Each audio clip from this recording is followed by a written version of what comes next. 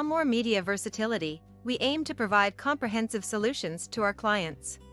We have a team of experienced professionals who can help you with every aspect of your media needs.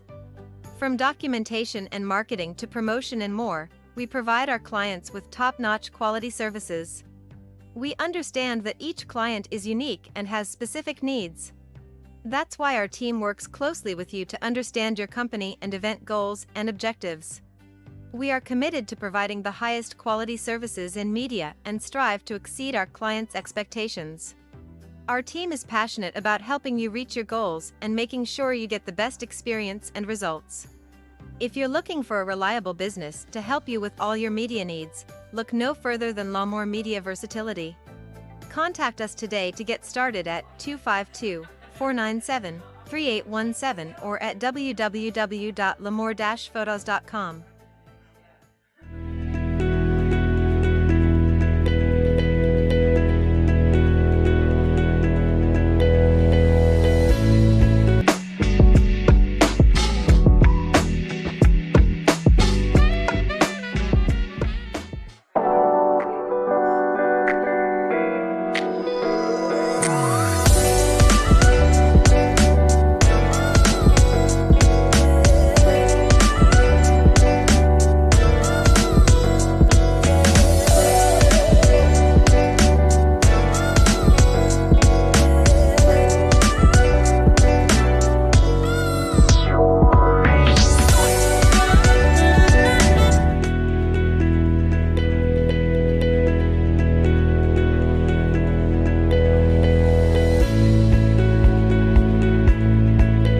The views and opinions expressed by the hosts and guests of Colorful Voices of Sisterhood are their own and do not represent Lawnmower Media Versatility, that of any broadcast networks utilized, its advertisers, or sponsors.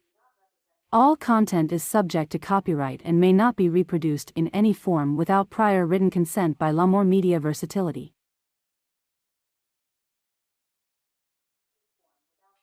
Of Sisterhood are for general public information and entertainment purposes only.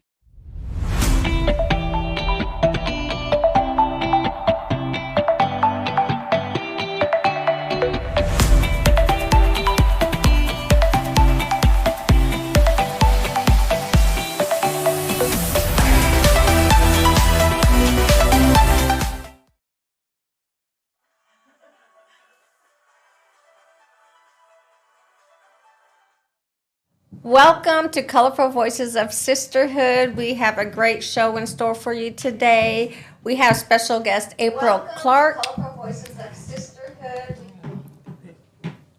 And we will be discussing diversity, equity, and inclusion. So April is a Rotarian since 1999. She has served as president of the Jacksonville Rotary Club and also the assistant governor of Area 2 and district governor of the local Rotary District 7730.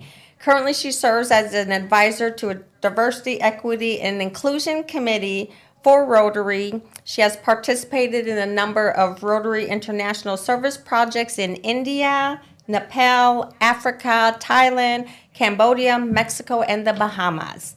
She is a trained facilitator for leadership dialogues, a tool for respectful and civil conversations on substantive topics. April is a certified John Maxwell leadership coach.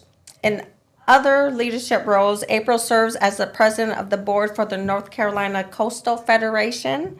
The North Carolina Coastal Federation is a nonprofit organization that works with coastal residents and visitors to protect and restore the North Carolina coast. She also serves as the Diversity, Equity, and Inclusion Committee for the Coastal Federation. And lastly, she serves on the Onslow Memorial Hospital Foundation Board. April is a certified Yoga Alliance instructor with over 500 hours of study in the practice. She teaches on a regular basis in the Swansboro, Jacksonville area. Definitely welcome, April. Welcome. Yes. So as most of you guys might not know, myself, Miss Diana, and April obviously are all Rotarians, but we also are Rotarians that participate in the leadership dialogue that relates to diversity, equity, and inclusion. So we're very excited to talk about this topic that's been in the forefront of most businesses around the globe and in people's lives. So April, tell us a little bit about yourself that we might not have covered and why you're really invested in diversity, equity, and inclusion. Well, first of all, thank you for having me here, ladies. I'm really honored to be here amongst all of you. What a diverse group of women, right? And power women, too. I am a product of Onslow County. I grew up in Onslow County. My mother is Chinese, born and raised in Jamaica. My father is white. He was in the military, so I spent most of my formative years, and then in my later years, certainly in Onslow County, at least 40 years in Onslow County. Okay. I was raised a Catholic, so baptized a Catholic, and I think it's important to note that because I think that certainly has helped in my vision, my perspective of people. You know, being in a military town in a military family, we were exposed to all kinds of people in the military, and growing up here at Camp Lejeune, people of all different races and colors and sizes. And then in the Catholic Church, unlike a lot of the churches maybe here in Jacksonville that are born and bred here, we just had a different flavor in the Catholic Church. I went to Holy Spirit School, which is a school that was in the close to Camp Lejeune, and we moved to Guantanamo Bay for a little while and came back to the Jacksonville area. And I've spent most of my life here. I graduated high school from Jacksonville High School, and then of course I left right after that, and then came back. In my early mid-20s, came back to the area to live, and I've been here ever since. Okay. What a great community to live in, grow up in. But what a diverse life you've had, too. Yeah. You're fortunate enough to come across a lot of people from different backgrounds, different areas of the country, and to experience the world. Also, just living within a community with all that cultural and diversity definitely gives you a different perspective. Absolutely. It absolutely does. And you mentioned our Rotary connection, and Rotary was one of those tools, too, that helped me, or those vehicles that helped me to really see the world in a different way. And with international service, I had the opportunity to serve and to help other people in other countries that maybe are not exposed to the things that we are in the West. So we're so fortunate, number one. But number two, we have the opportunity to share those gifts of clean water, right, of food, of disease prevention. We have the opportunity through Rotary to share those kinds of things. And that's one of the things that opened my eyes to a lot of different cultures, too, was that travel through Rotary. Okay. And definitely coming from a diverse family. Also, you definitely want to, I don't know, growing up being of Chinese descent, if you experience any adversity when it comes to diversity, equity, and inclusion, and if so, how did you overcome that? I was sharing earlier in the green room that growing up here, and I grew up in the 60s in Jacksonville, and my mother, of course, looks very Chinese. If you saw a picture of her, you'd say, "Oh yeah, she's Asian." Yeah, and I think during that time, and it was the time of the Vietnam War. As a child, you don't recognize feeling different as much as maybe if you were an adult and more aware. But I think I had glimpses into that. We'd go into a store and people would stare, or there'd be comments, and not explained away very, very easily. I was sharing that in school, when I was growing up, we would get federal forms that we would have to fill out. And it would ask, what is your nationality? And white, black, and it would ask you. And I remember being sort of confused as to what to put. I just saw myself as a girl, right? And so I remember coming home and asking my father about what's the answer to this question, because my mother's Chinese and my dad is white. And, he coached me as to which way to answer. Growing up in an environment, I think I shared this with Fatia, is that my mother, coming from a developing country and being of a different ethnicity and living among predominantly white people in a white culture, I think she did her best to assimilate into the role. And I think, especially during that time, it wasn't very popular to be Asian. And again, it's during the Vietnam War. You have to remember the context of everything. And so I think she did and it was the best that she could do was try to hide that a little bit or try to mute that. Kind of right? sheltered you from Yes, it. yeah, absolutely. And so it was a confusing time, but certainly, as we get older and we know more, we do better, right? And that's kind of where we are with diversity, equity, and inclusion, is when we know more, we have to do better. What do you think now, even today, that we still try to shelter our kids, our young people, from a lot of the hatred that we see? Because me and you pretty much born around the same year. Yeah. And we know that it was a lot of hatred there. Absolutely, yes. I mean, that was formative. If you think about civil rights, were 1965. Yeah, the year I was born. Yeah, exactly. And so, it was a very evolutionary, revolutionary time, but we have not caught up to the times. We're still, we're having diversity, equity, and inclusion conversations because we're not there yet. Yes. In the year of 2023, we're Absolutely. having diversity, equity, and inclusion. And as we talk about that, I always think that we need to add the A on it, because even though we talk about diversity, equity, and inclusion, are we still accepted? Yeah. So how do you feel about that?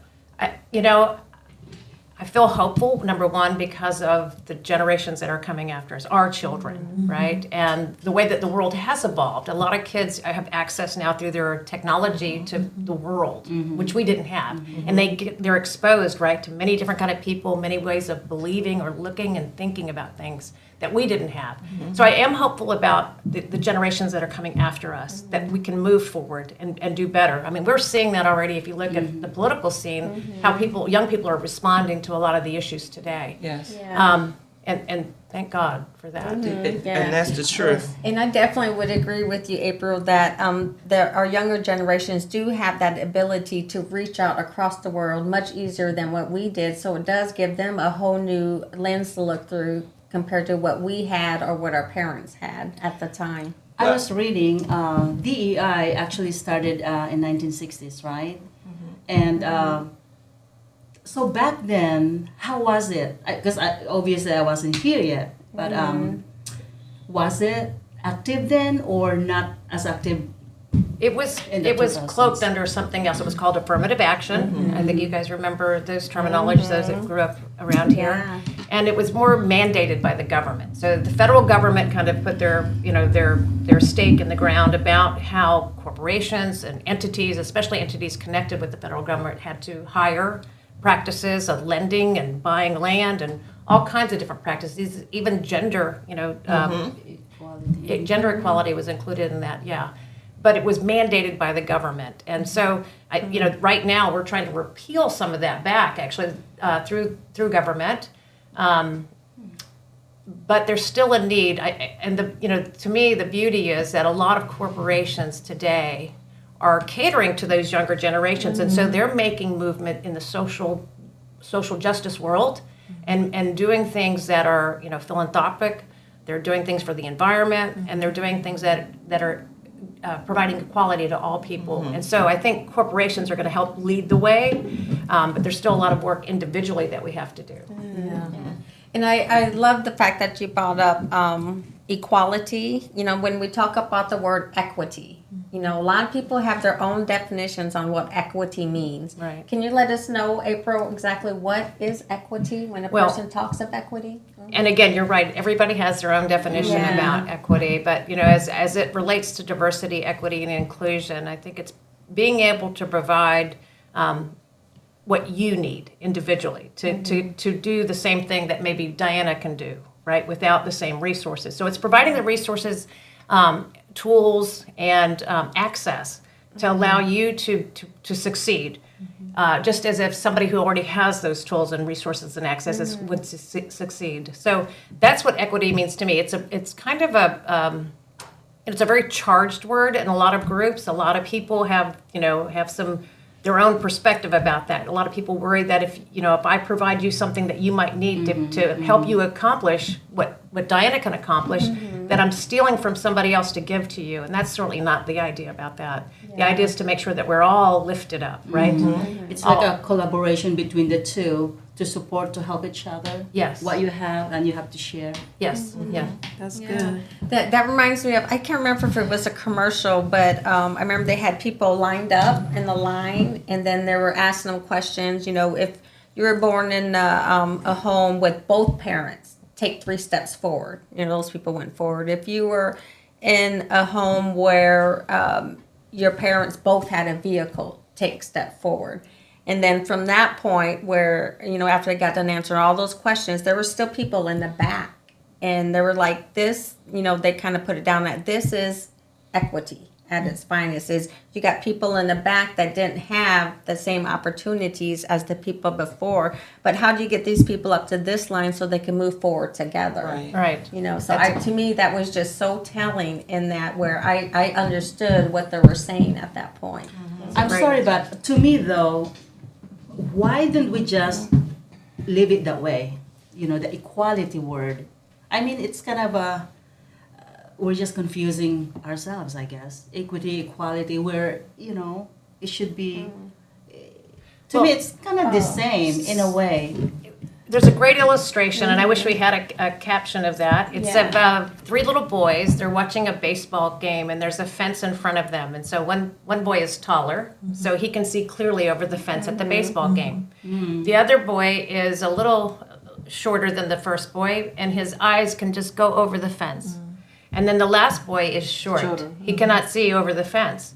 So equality would be giving, I mean, equal, having everything equal would be giving everybody a box to stand on. Well, the guy that's already can see, he doesn't need the box, He doesn't. right? But if you were being equitable with everybody, you would give the boy on the end the box, right, so that he could see right over the fence. Does that make sense? The graphics are Or you have to just pick him up like, so he can see.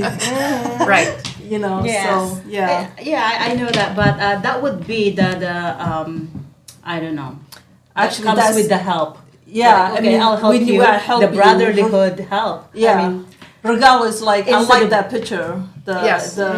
Yeah, that's a really perfect picture because sometimes not everybody's the same level. Right. You know, in some areas, some people already advise. They know. Some people come after. Like when I look at you guys, I'm like, I have work to do.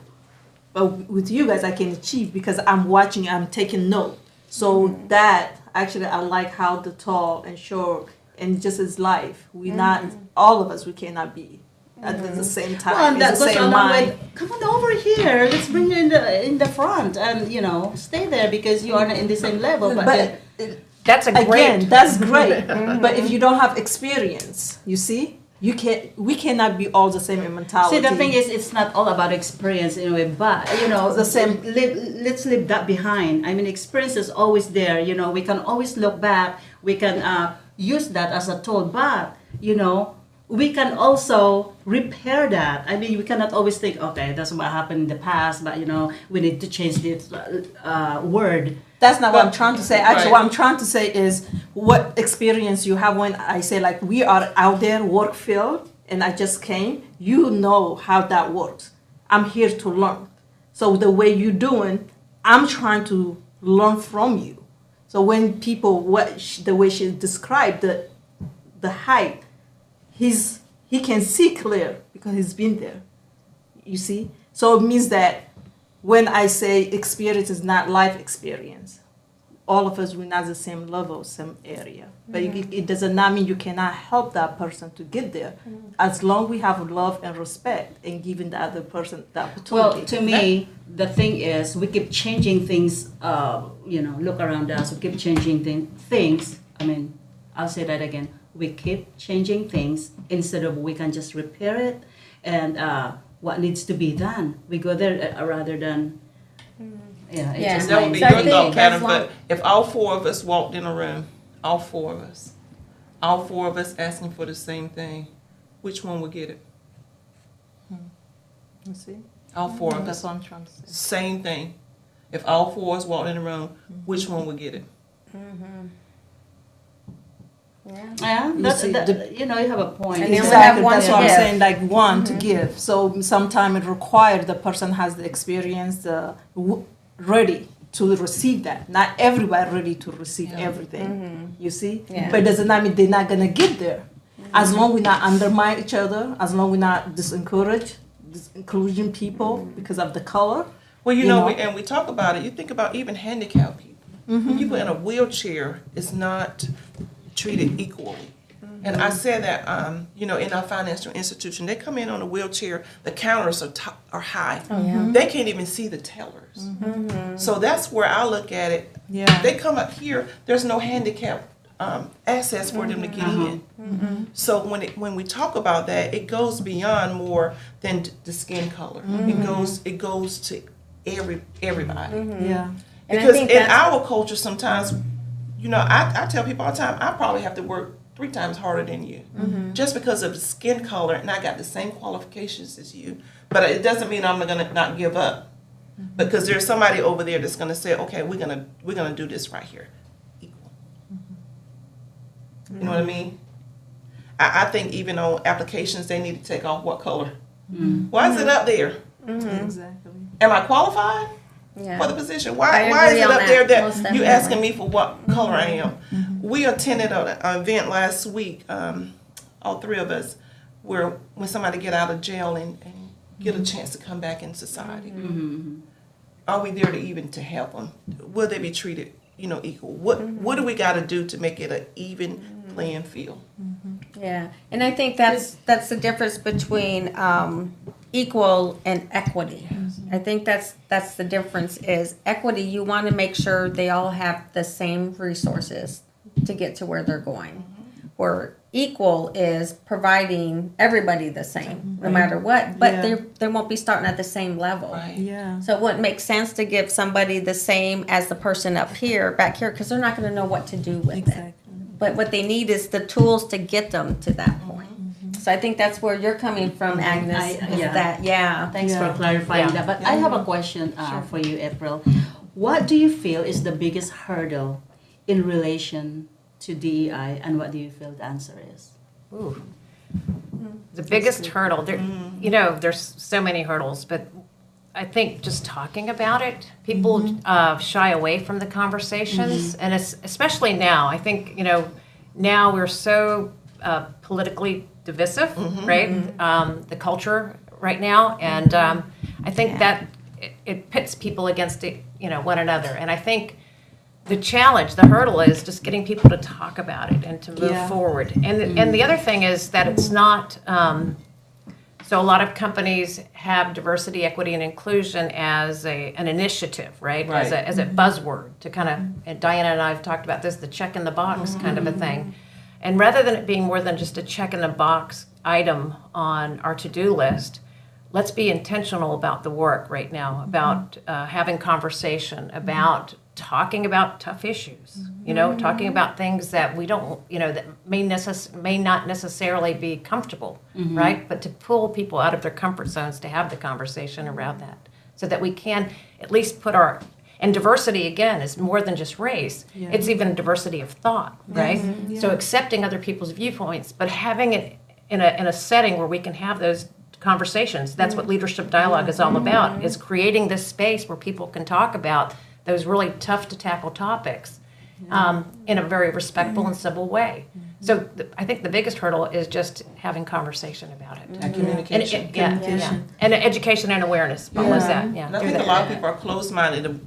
Once they hear the word DEI, they automatically shut down and they become judgmental. They don't even know what we're going to talk about. Right. They get scared of Yeah. it. Because in order for me to know you, I got to talk to you. Exactly. I need to know what you like and what you don't like. Yes. I should be able to ask you that. And then if I tell you, hey, I don't like this, I respect that. Because that's what you are, who you are. But maybe once you tell me, I can understand why you're doing what you're doing. Yes. Yeah, truly acceptance is really important. Yeah, by just be honest and open up until we start talking, you will not know that another person's situation. Sometimes people like is barrier, is the color. Sometimes like okay, if I say this, or they're not gonna like me. But if we open up, the first person to open up is you. You cannot Right. make everybody to talk, but if you start open up, people they start talking to you. And I like what you described for Agnes. Yes, equality is like you said earlier. If you give group of people all the same, not everybody can handle the experience. And the job now, Diana, and you job, if they give it to me right now, I'm not ready. Because it does not mean I cannot do. It's just I have to go the process to learn there. Well, there's a lot of aspects of, the word equality. It could be, he's an engineer and I'm also an engineer. I can do things the way he can. That we should be in the same level. We should be in the same salary level. I mean, teachers. Yeah, that I will agree That is to. just If, one of it, but yes. yeah, if like Diana's, she's black and white, they both qualify as the same job. They should not turn down because she's black, because of her race. If they can do the same job. Again, most that cases was it does like happen that. A long time ago, we can talk Well, things. unfortunately, we think it's a long time ago, but But it's I not still happening. experienced it. It's still No, happening. It's still it's still happening. It's still happening. Even on jobs, I've It's still experienced on the job. I have this qualification. I have my degree. I have the experience. But a position may come open and they'll put somebody else in it and don't even post it. Yeah. So, that's where the unfairness in. But even if I was to go in to speak about it and ask, tell me what I need to do so if that position comes open the next time, what I need to do. Sometimes I'm titled as the angry black woman just because I ask. I could be passionate about something and consider that.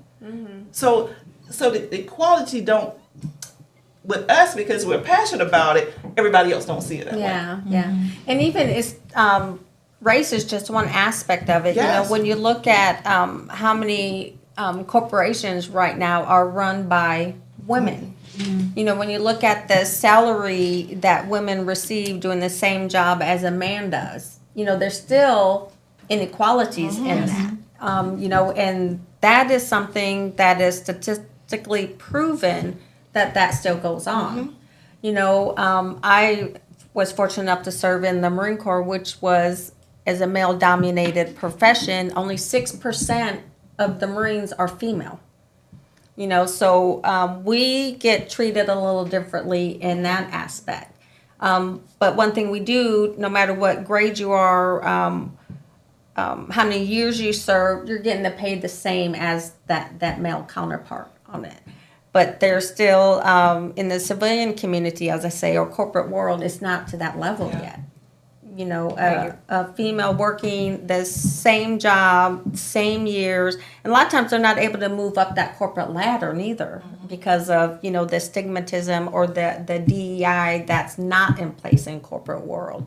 So I think that it definitely still is happening. And those are just statistics from, last year that it's still like that. There are women moving up in corporate world. I think that, hopefully would change that corporate view on DEI within that corporation. And then there's women that's also starting their own business, making their own table. You can sit at a table. And even in the corporate world, a lot of times people stay on their job until their child graduates from school, college, and that child actually walks right into that position.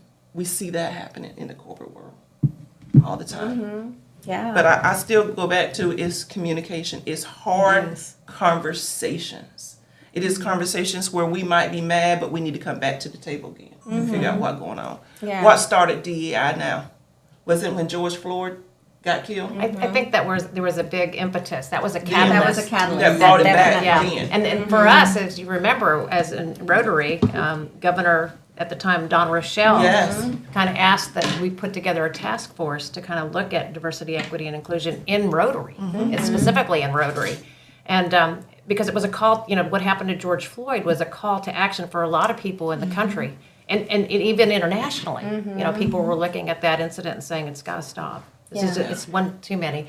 And so from that was born the Diversity, Equity, and Inclusion Task Force, which is now a full-fledged committee in Rotary in our district. But the work is slow. It is, and we both know. All of us know that are involved in it. It's slow work, and it's not popular work. Right. It might be popular as a buzzword, but the actual work is very difficult. Yeah. And it means putting yourself out there. It means staying the course. It means continuing to implement initiatives that will help educate and drive awareness around diversity, equity, and inclusion. And again, it's not just about race. But to your point, I was reading an article the other day about the gender gap disparity in pay, and it's still 80% difference between pay rate between men and women, and it's just. That's doing the uncalled same for. work. That's right. Yes, And in our own organization of Rotary, women weren't allowed until 1987. 1987. And Rotary, by the way, is in over 200 countries, and in many countries, women don't have a voice at the table, right?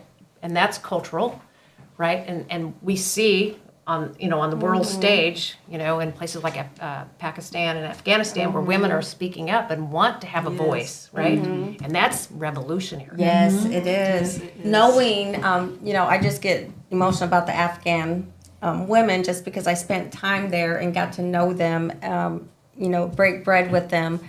But for any one of them to stand up for themselves, to have a voice, they're risking their lives in doing that. A lot of them unfortunately didn't make it, but they're still standing up for themselves and their voice, and that's powerful.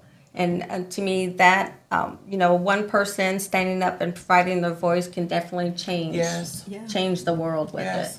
Yeah, well, I guess we have to do that individually.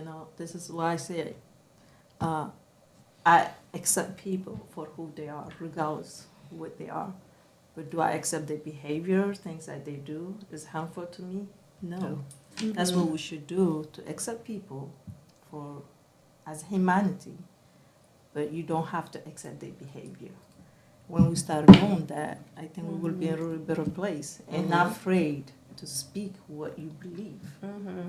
Yeah, and I think right now, what I noticed with the younger generation is they're calling that out. Oh, yeah. Whereas before, if it was 20-year-old me and I've been racially discriminated, back then I would have been terrified to say something about it. But with the younger generation, they are saying something. They're pointing it out. They're bringing it up. They're doing it at the political stage. They're doing it through walking the streets, through organizing organizations to come together so that voice is heard, that no more.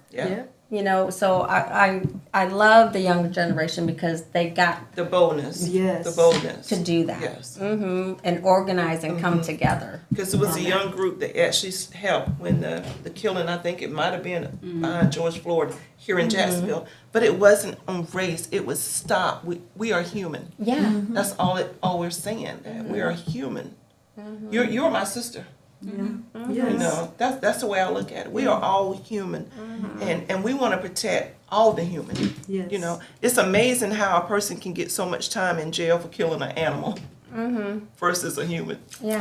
That's amazing. It's really that to crazy. Me. One time, this is why I say when the judge, I say even goat, Ethiopian goat is more expensive than human being in America, because not really. Back home, when you buying goat, you look. You have to shop around. It costs you money. Here, you have a little bit attitude. Your life is gone, or you're gonna be behind. I said this is crazy. Yeah, it is sad. In DEI, we do an exercise, April. I wish you could do it where I think we got to be in Switzerland, and you got to choose a side.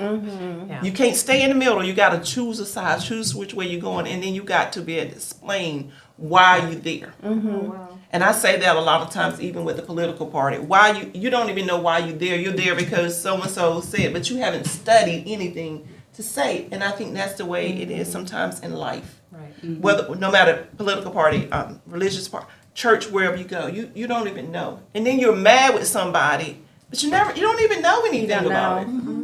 So can you explain a little bit more in reference to how we do on that Switzerland, how we choosing sides? Yeah. Sure. So the Leadership Dialogues has a number of tools that we use to help to foster that conversation between groups and people.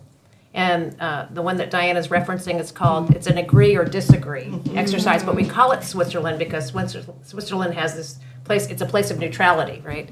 And so during this exercise, we'll come up with some statements that depending upon, whoever's hosting us for this dialogue, their goals are. So we'll come up with statements that may be controversial, or it forces people to pick a side on an issue. Whether it's, one of the questions, for example, is should there would be free college tuition, right, for graduates, right? We talked about that. That was actually one we used before. Yes. And so with that question, you'll have, the group will separate. So someone will pick, they agree with that, free college tuition for graduating high school students, or do you disagree with that statement? And people would pick a side. And before we really engage, we really explain that this is an opportunity to listen to the opponent or the other side, to listen to what they have to say, and then before you can talk, you have to give your opinion. You have to listen to their opinion before you can give your opinion. And so during this conversation or this exercise, people have to make their point. We'll go to the opposing side, and they'll have to repeat what the other side said. So they have to repeat verbatim, pretty much, what they said, and then they can state their point. But this creates an atmosphere where people are listening Yes, first. understanding. Right, so you have to listen first before you formulate your response. A lot of times we want to knee-jerk, me too, to something, right? Somebody says something You're passionate that's about. passionate, and then you want to dive into your explanation. But before you can do this in this exercise, you have to really listen to what the other side says. Internalize it by repeating it, thinking about what they said, and then giving your point of view. And that exercise, goes back and forth for a few times. And people oftentimes will change their mind, and you can move from one side to the other in Switzerland. You can go to the other side. And just based on what they hear, by giving people the opportunity to share their perspective. Because they get enlightened. Yes. Different perspective. Yes. You see, when you only have your own perspective, you are in one place, and that's what you know. So you will say, "This is my way." But when you start learning people, you will see the different perspective. Maybe even you change your own perspective. It's happened, yes. Yeah, really. And I think that's the point with listening is a lot of times we forget that portion on the communication. So communication is a two-way conversation. Someone's always listening. And a lot of times people forget to listen because they're so busy thinking about what they're going to say is they don't even listen to what that person is saying. So I think if everybody who's listening just takes the opportunity to really listen to somebody when they're talking, that could get rid of a lot of misunderstanding, miscommunication, Asking too many frustrations, questions. To me, there's nothing more frustrating to me than if I said something and 2 minutes later somebody asked me the question on it when I said, I just said it. Listen. But I think that really, listen, Linda. But really, to me, that's probably the key aspect of communication that is lacking throughout all boards, and me included, because sometimes even dealing with my children, they come in and they're talking, and I'm kind of half listening until I hear a buzzword. I'm like, whoa, what? And then I miss the first half of the conversation. So really, it's just listening. I think we need to do more exercises to build up our listening skills. Good point.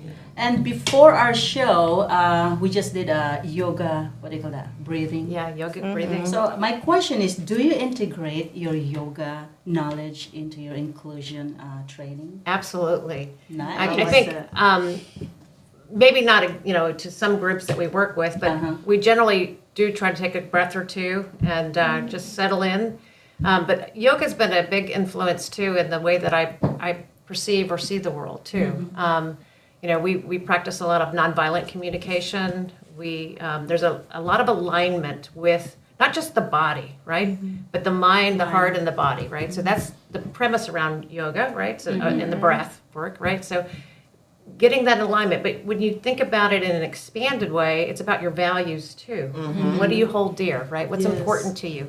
And if I say that I believe in diversity, equity, and inclusion, then my actions should support that, right? Yes. And that's very yogic to me, right? Just like when I want to go into a particular pose, I want to make sure that my head and my heart and my body is in the same space, moving into a posture, right? And so the same happens with the values that we have and enact in our daily lives, and it's real important. And I think one of the exercises back to leadership dialogues that we do is it's called, we call it the paper plate exercise, but it's really a value exercise. And we use paper plates because they're fun and they make great pictures, and it just kind of mixes things up rather than writing on a piece of paper, right? Just give people get them out of their comfort zone, right? They have questions when they get the paper plate. They're like, "What's this for?" But we give people some head down time to think about a value that's very important to them, and people write it down, and then we work in small groups about sharing that, so we get to know one another a little bit better. And one of the things about a value exercise is that you learn that no matter if you and I look different on the outside, that maybe family's really important to you. And guess what? Family's really important to me too. And so that's the humanness, right, in us, right? The humanness in us, that we share this, no matter what we look like or where we work or where you came from, we have the same value. And there's many more, many more. And it's just a discovery process, and it kind of puts everybody on the same page. Right? Yeah, and it really points out there's more similarities amongst us than there are differences. Yeah. Yeah, absolutely. Yeah. So what will be one word that's of value to you? Mine is integrity. Yeah, me too. Yours will be integrity. Yes, absolutely. What would be yours? The same thing. Integrity. Honesty. Honestly. Yeah. And they kind of run together. They really do. Yeah. And integrity is usually, or authenticity is another one that I love. Being who you say you are, right? Yeah. True self. Yes. Yeah. To thine own self True be self. true. That's Yes, right. that That's an is- important. It's very Yeah. important. Really, like if I'm not being myself, I get sick. Yeah. I don't like I have to be me. You like it, you don't like it. I have to be me. I have to stay what I believe, True to respectfully, yourself. true to myself, my feelings. I will share with you how I feel. I'm kind of person like if I don't like something, I will talk with you. I will sit down with you. If you talk to me some way, you can text me. No, I don't do that. No. Let's talk heart to heart and let's decline that. That's how I am. Like I true to myself. It's very important. And to that me. is how it's supposed to be. Instead of you just saying to. But did you different always people. know that? Even when I was, yes, always. Okay. Like people know me, like when I was child, still like, yeah, Fatia. And when I walk in the door, you will know that's me. If I'm not me, you will know I'm not me. So, and I love being myself. That's good. Yeah. That's great. Yeah. So I guess inclusion, we talked about diversity, equity, and inclusion. I think that one there is, to me, everybody wants to be included. No one wants to be separated from the pack. So inclusion, April, how would you define inclusion for our viewers? So inclusion means everybody has a seat at the table, right? So, and we have that visual, of a big dining or table that we all can come to and sit and eat and be together. And that's really what inclusion is. All are welcome. All are welcome. And we, as part of the Diversity, Equity, and Inclusion Committee, people are, a lot of companies too are leaning towards inclusion as a way to kind of shorten the diversity, equity part of, of that initiative, because they feel like that is emotionally and politically and sometimes can be very divisive in itself when you bring those words up, right? So people are moving to this term of inclusion, right? They like that term better. But my personal perspective is that we have to include all three. I think if we're not intentional about it, we will lose sight of what our objective and our aim is. But inclusion is about bringing everybody in, and that takes work. Yeah, so that's what I was trying to say. What about those people that they don't know how to be include everybody? And everybody is great to sit at the table talking. Some people, they don't know how to talk. They're very rude, disrespectful. So how can you handle those people? Not rude, like some people don't. People, if they're not ready to make a change, you can't make them You just change. go when you're ready. We're here. And really, Exactly. Yeah. Meet them where they are. Yeah. You have to Yes. meet them where they are. Yeah. yes. And really, for a person to change, a significant event has to happen in their life to make a change. Yeah. That is so true. It reminds me of that movie. It's a graphic movie, but American X. I don't know if you guys No, I saw never that seen one it. or I have to not. see it. But it was a guy that was discriminative to black people.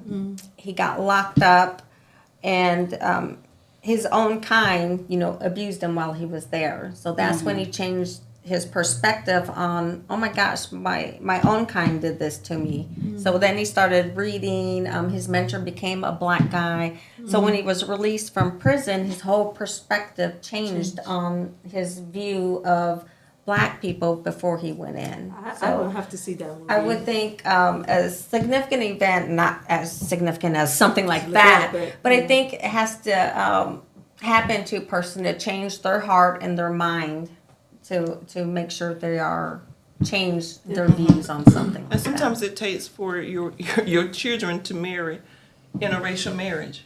For you to start looking at stuff. Because sometimes you're in this bubble world because it's going so perfect for you. You don't want to understand somebody else's viewpoint. Yeah. But to step into somebody else's shoe, to even say, hey, I think it was called White Chicks, where they was playing the movies of different people. So if you was to see, because you couldn't sit in the steps of me as a black female to say, I understand. No, you don't. No, you don't understand. I couldn't maybe understand where you come from. I've learned so much just being on this platform of the different diversities, but it's because I was willing and wanted to understand. You open up your mind, you open up your heart. But there's times where I've been at a table, and I've been at the table just to fill the quota. I had no voice, but I was at the table. How do you handle that? That's the check in the That box. is That is the right check there. in the box, right? Yes. Yeah. And so, and it takes, you're right, it takes a catalyst. It takes something to get people out of their norm, right? To think a little bit different or expansive or bigger.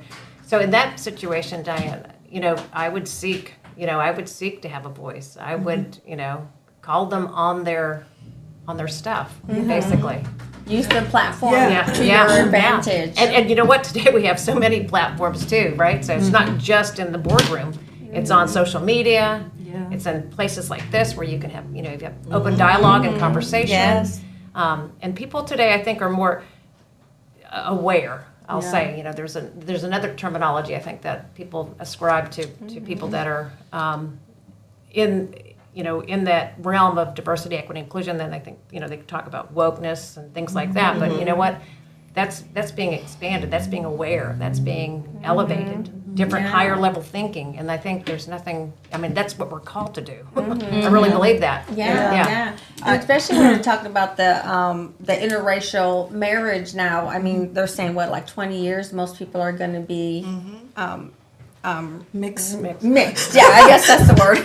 Mixed. But Should I just say it? it Okay. You're right, because as a grandparent, you know how much a grandchild affects your life. Yes. And to have a mixed child, which I think are the most beautiful children, that is definitely a catalyst for someone to make that change. Yeah. And I have, Go ahead. No, go ahead. I have personal stories like that, or people that I know. Just to switch it, I had friends. They're a couple, and they, because of their faith, they were a little bit reserved or hesitant to embrace people with different sexual orientations. And soon after they had kind of made a stance about that, their son came out as gay. Oh, you see, don't judge. And so it really threw them for a loop. But I watched them make that transformation. It took a while, right? Because they had a conflict with their faith, but also with the love of their child. Yeah. And so I remember asking my friend, I said, how do you deal with that? That conflict. I know, because they were really strong in their faith. And she said, that's between he and his God. But I'm his mother, and I love him just the way he is. Yes. And so, So I'm glad you say faith. I was working for this company. She was a director. I just went one morning to ask her question in her office. Her assistant director, she said, Tia, I was thinking about you all night last night. I'm like, okay, what were you thinking? She said, oh my God, I watched news and it was terrorists blowing in New York. First person came to my mind was you. I just looked at her, I say, okay, so how do you want me to respond to that? She said, oh, I was scared, you know how Muslim people, you Muslim? I'm like, it's just that moment, like, I swear, I told her, how do you want me to handle you now? You say something like that to me. Was he thinking that it was the Muslim who? No, even if it was Muslim, you know, she was clearly, she was saying I was on her mind, and I was working facility, and I was the only Muslim woman and working that. So all night she was thinking about me. She was fearful of me. Technically, what that was she was saying. Then I looked at her. I say, how do you want me to handle you? Saying something like this. You should know better. Then I walked away. So. Yeah. Yeah. So we have a question. Miss Diane, often when you call them on their stuff, you are labeled a troublemaker. How do you suggest going about this professionally? I would think definitely always stay on the higher ground. You know, never stoop down to someone else's level, even though they label you as a troublemaker. You know in your heart you're not. You're just voicing what you have a concern about or something you want to make change on. When you think about, Dr. King, for example, he had a strong voice, and, how many times did he end up in jail? How many times did they try to change the perception of the people against them? Continue to do what you feel is right. That's what I say. And there are proper recourses too. You have an HR department, that you can work through. We've talked about the elevated platforms that are available to us as individuals. Social media is a great way to kind of get people's attention.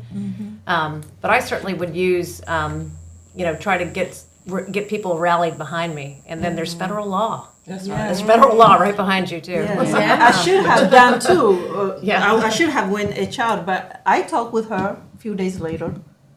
I said, if you really want to know about Islam, you should go educate yourself before you're making something like that. Well, and she's probably also just, asking what's your input about it. No, she did not ask input. That's different statement. You don't go say I didn't sleep all night. I was thinking of you. You don't do that. That's not. And that's happened throughout the ages. And I'm sorry, that things like that still happens. It's xenophobia. It still happens. So you don't look go what happened to Native Americans. Look what happened to the Japanese. Exactly. She wasted her time thinking of. She said one thing I wanted. She lost her sleep. Oh my God. That's true too. That is true. When she saw me, like she was happy to see me. Oh, she didn't do anything, something like that. I said, you don't. You really want to learn? Sometimes keeping quiet is the best way. Even if she have concern, she should have came. Like, this is what Islam teach? I would have said, you know what, is available to you? Education is it's a library. Yeah, so I think that comes down to is just the key being to a lot. education. Yes. And And in this sometimes case, the awareness. best answer is no answer. Yes. The best answer sometimes is no answer. And I've learned how some stuff I was like, you know what, you really don't want my honest opinion, so I prefer not to be a part of that. And I walk away. Yeah, yeah. Because sometimes you just have to say it and walk away. Sometimes you just have to. The best answer. Sometimes you have but to say. I've learned through my daughters and being a part. Go where you value. If not, build your own platform. That's right. You can do it. I agree to that, and I also both sides. But this is if you don't say something when you see something like that, people they will continue. They're gonna do to other person. I believe that when you see something is wrong, you must have to say something. Guess what? It might not happen to you, might not hurt you, but they're gonna go hurt somebody that is really vulnerable. I don't believe you have to ignore something that you can see is wrong. You should be saying something because you see for a reason. Whomever you believe, the divine show you for a reason. So you should say, you know what, this is not okay. This is not how you talked. You don't have to be violent. You don't have to fight. You don't have to curse. But you can say, you know what, we're not going to do this. Education, know your rights. Yeah. Because sometimes people say, I can't go to my HR. When you're in a corporation and everybody in cahoots, you can't go to your HR. I always believe a lot of times HR should be outsourced. That's me. not within the company, because you build friendship, and they don't do what's right. What's right. But Yeah. it's definitely, We have to wear the hat. I said, it's no friendship. Today we're going to do right thing. Okay? Let's get to work. Let's make it right. The end of it. Representative John I'm gonna Lewis. work for you. Representative Like, John really, I'm like this. Listen, I love you from my heart, but we're going to do it right. Let's Yes. get it done. Yep. So you guys heard it from Fatia. yeah. What a way to end the segment. Yeah. Thank you, April, for joining us. It was a Yes. great discussion. Yes. I think Diana's got some great news about Mother's Day coming up. Yes, I do. Be watching Colorful Voices page, where we'll be having a Mother's Day contest. And there is plenty of prizes that you can win. So please, come on, enter in your mother, because she did a lot for you. So enter in your mothers for Mother's Day. And next week, we'll be talking about Love. Woo! Love Give is in you the air. Live. Love part 2. Yes. with Dr. Keith Curry, with Dr. Apostle Keith Curry, for that will be next week. So, but before we close out, April, I do want you to give us some closing remarks on DEI, because DEI with the Rotary, we would love for you to partner with us and call us to come in to do these Yes. exercises. Yes. Because I know it's just important, but it's important not just to talk about it, it's important to be about it, to be a part of it. So, Yes. for closing remarks, what would you say about DEI? Well, Diana, you said a lot when you in your preparation to ask me to close. So, it's the conversation. It's about being intentional about the work. It's about being intentional about our actions. And to me, we all put a stake in the ground every day about how we're going to live. And I choose to put my stake in the ground to work for diversity and equity and inclusion for all people. That's the only way. It's when we're all boats rise with the tide, right? Because I always say, but one heaven. But people gonna create a different one. So it ain't gonna be one. So we all got we together. have to experience heaven here. Yeah. The hot place there, I don't know. Nobody been there since So you wanna create since it? I'm here. Do not make it too hot for me, okay? We'll see you guys next week. Bye bye. No, it don't.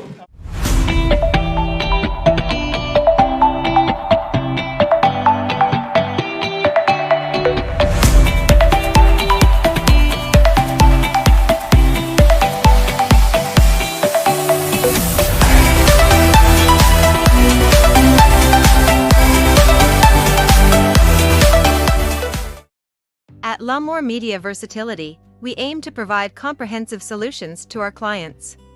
We have a team of experienced professionals who can help you with every aspect of your media needs. From documentation and marketing to promotion and more, we provide our clients with top-notch quality services. We understand that each client is unique and has specific needs. That's why our team works closely with you to understand your company and event goals and objectives. We are committed to providing the highest quality services in media and strive to exceed our clients' expectations. Our team is passionate about helping you reach your goals and making sure you get the best experience and results. If you're looking for a reliable business to help you with all your media needs, look no further than L'Amour Media Versatility. Contact us today to get started at 252-497-3817 or at www.lamour-photo.com.